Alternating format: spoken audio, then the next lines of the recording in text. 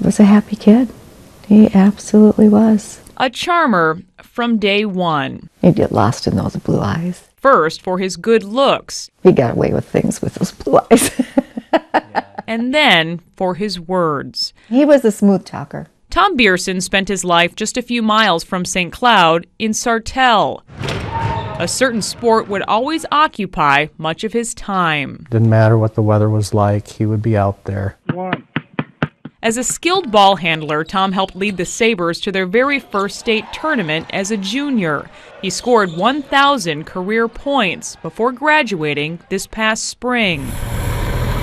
But Tom was ready to leave the sport he loved behind, starting at North Dakota State University's nursing program in Fargo this past fall. It's a time for a freshman college student to kind of learn a lot of things about themselves. Tom's parents knew he'd been drinking at school. He came home one last weekend pledging to do better. It was really a wonderful weekend that we had with him. Obviously, we didn't know what was going to happen 5 days later. The following Saturday morning, Tom wasn't answering his parents' text messages. I became alarmed early on. Something wasn't right. Calls to campus, friends, and Tom's roommate got them nowhere. They climbed into their car for the 3-hour drive to Fargo with a fear impossible to imagine. Those three days looking for him were the hardest days of our lives.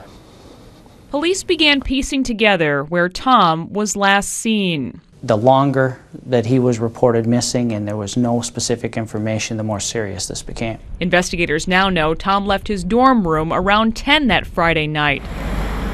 People last saw him walk away alone from a house party just 6 blocks from there at 3:30 in the morning. 3 days after Tom went missing and 6 miles from that house party, a police officer found his body. His wallet was still on him. This is as tragic as it gets. He was lying on the grass inside a short fence surrounding an RV dealer in Moorhead. It was 2 things that Tom didn't have with him that months later police still believe may provide the biggest lead of all. The reason why we immediately identified those 2 items is because we expected to find them. One of Tom's size 9.5 Nikes and his silver-colored iPhone 5 are still missing. A medical examiner has only said his death is a homicide. How he died won't be released until testing is complete. I've been asked if this is a cold case now that it's 4 months along, and it's far from that. Police still don't have a motive, but they've designated a team of investigators to the case, conducting hundreds of interviews so far.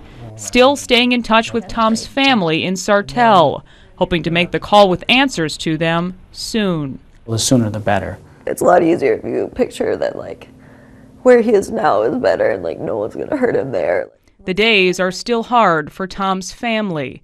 His sister, 2 years older, in college herself. I like to remember the funny stuff and, like, the good times. But they have all been humbled by the support they've been given. Just 2 weeks ago, on Tom's 19th birthday, friends lined their driveway and Tom's basketball hoop with luminaries.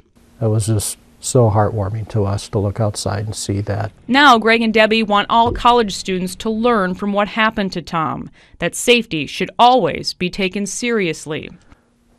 We miss him so much. Robbed of the chance to see the man their son would have grown to be. Reminded of the message all parents should hear. Hug your kids. Just hug your kids. But you never know if you don't get to do it again.